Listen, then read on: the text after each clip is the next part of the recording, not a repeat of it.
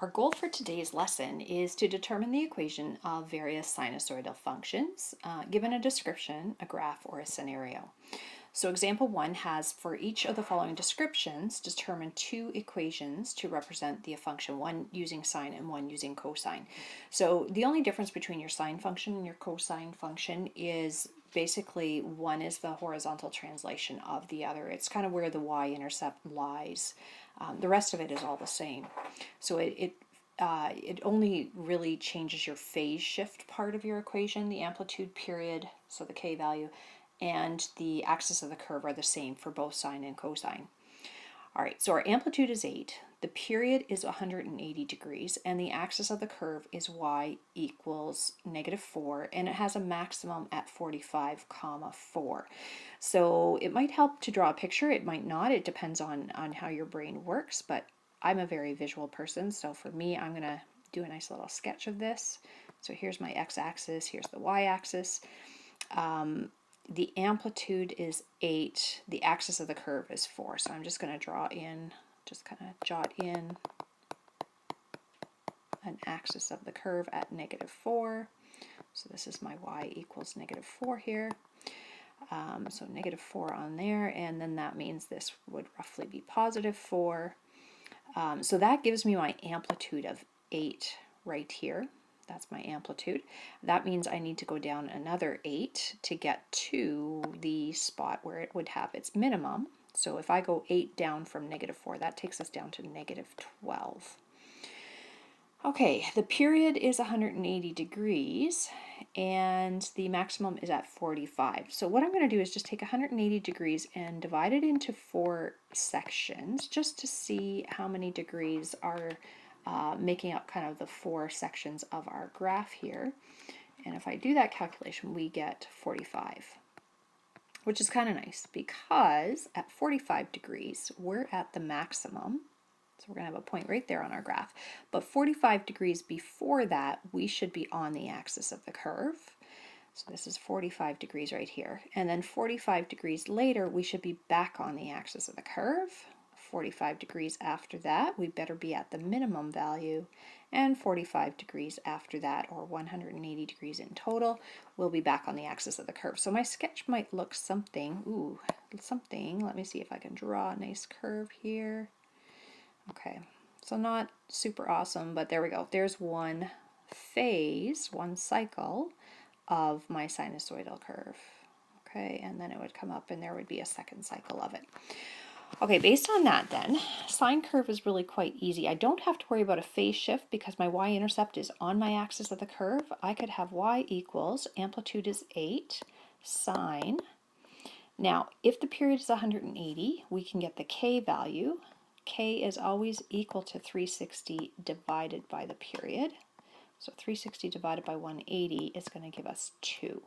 And that makes sense. There are 2 cycles spanning the 360 degrees that we normally would have sine happening over. So we're going to have a k value of 2.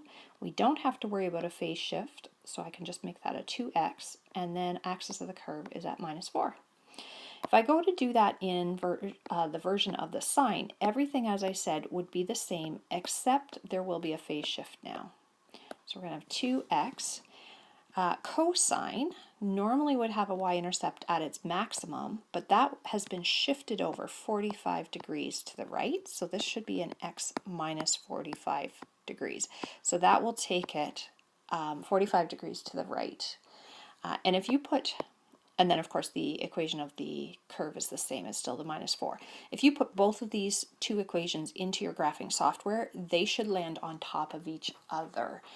That's a way to check to see if your answer matches someone else's, even though it might look different. You may have just used the cosine when they've used the sine, or vice versa. Sometimes you do a different perspective. You might look at it as a reflection over the x-axis and then a different phase shift. But in the end, they might be the same graph even though the equations look different. And you can always check using your Desmos or other graphing technology. All right, our second example here, an amplitude of 20, a period of 120, so I can get a k value from here. K will equal 360 divided by 120, which will give us a 3. Minimum at the point 0, 0.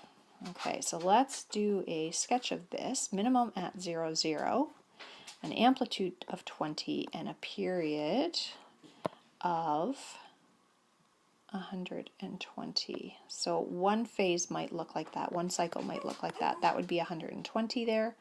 The maximum is here at 60, and at 0, 0, we're at the minimum here. All right, so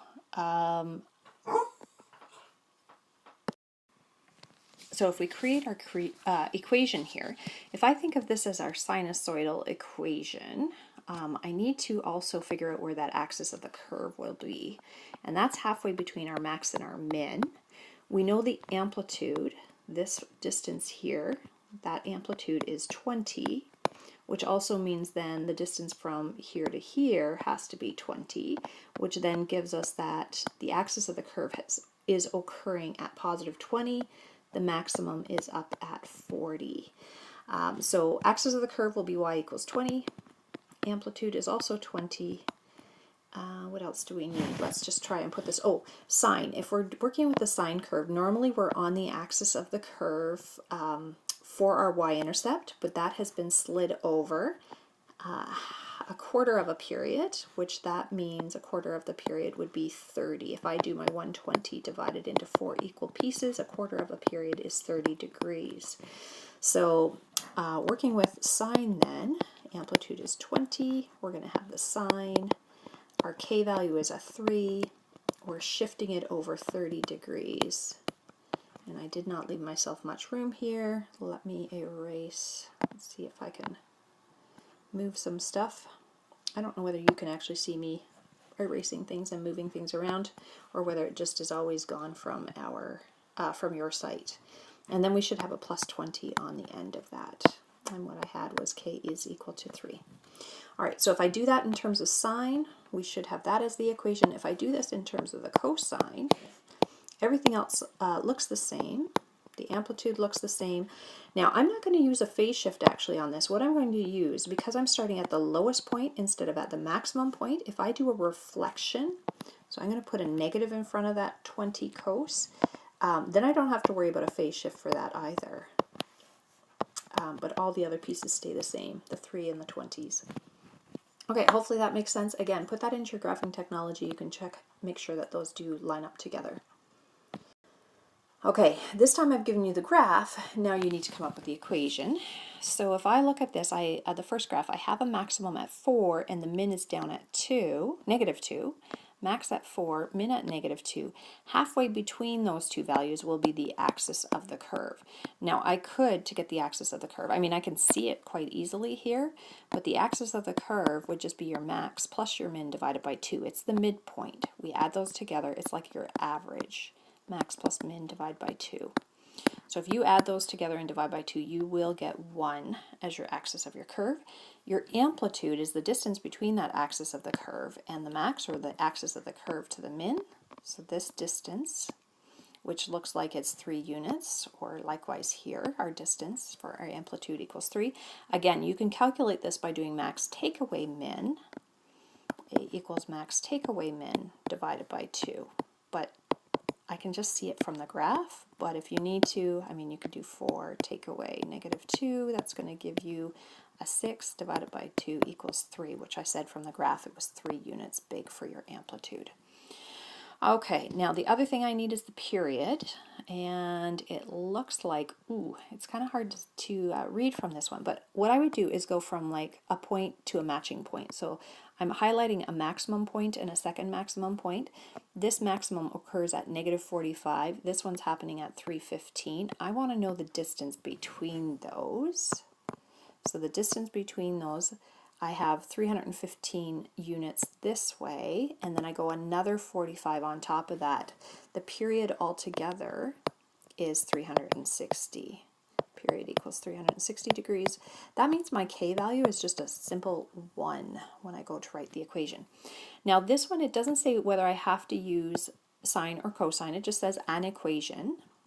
Because I have the max very easily identified, I might actually go with cosine on this one.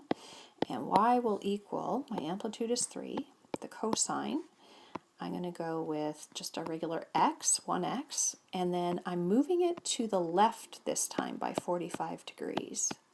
And then we have our +1 for our axis of our curve. You could also do sine. If you wanted to use sine, here I am on the axis of the curve. I'm 1 over from where I normally would be, plus I'm going downwards for that. So not only would I move it to the right 45, I would also reflect it. So this is another option. Again, it's not the only option. If you had something else and you want to check it, put it into Desmos with one of my two equations here, and they should all land on top of each other because they represent the same equation. All right, part B, let's see what we have with this one. It looks like my max is at 2 and the min is at -8. That's a vertical distance of 10 units. Half of 10 would be 5. My amplitude should be 5. That makes my axis of the curve at -3. Okay, or if I go midpoint, 2 plus -8 divided by 2. So axis of the curve, I take my max, I add my min, and divide by 2. That's going to give me -6 divided by 2, which is -3, which is exactly where I dotted that in. The amplitude I said was going to be 5, and you can see if I do max take away min, 2 take away -8 is +10. +10 divided by 2 is 5. Okay, but there is 5 units between your axis of your curve and the max or the min. The period, now the period, let's work at that. It looks like I'm at a min here at 60 and I'm at a min again at 240. So that would be one full cycle there. So period, that horizontal distance, I could do again the difference between those, 240 take away 60. That's going to give me my difference there, and that's 180 degrees. So my K value will equal 360 divided by that 180. 360 divided by 180, which is 2. The K value is 2. Okay, again, cosine is really easy to see that my lowest point of my curve happens here, and lowest point means I would use negative cos. I would do a reflection at the cos. It's been moved over 60 degrees to the right. So if I want to do it as a cos, I could do it as negative, and then the amplitude was 5 with the cosine, and then period was 180, so that was the K value of 2. X, I'm going to move 60 to the right, and then my axis of the curve is -3. So hopefully that is making sense to you. We could go with sine, and we could do a negative sine. So I'm looking at this and then heading down. If I take 180 and divide it into those 4 equal pieces, I'm going to get my 45 degrees. So 45 degrees before the minimum, 45 degrees before that 60, I should be at the axis of the curve, which means I'm 15 degrees in from the y-axis. So I could go with a negative sign on that one and do 2x minus 15 degrees. -3. So that should be another option. You could also look at no reflections on these. You could also have a +5, do a cos with this, 2 again, but this time this would be to the right, to the left by, I'm looking to see how far that is over. That's a 120, that's 160, 15, take away 45. That should be a 30, I believe, there. So a +30 would work for that. Degrees, so that's supposed to be 30 degrees, and then 2 brackets, and then a -3. You could also go with sine and have it be here, and this is a 75 degrees to the left. So again, everything would be the same, except this would be an x plus 75 degrees.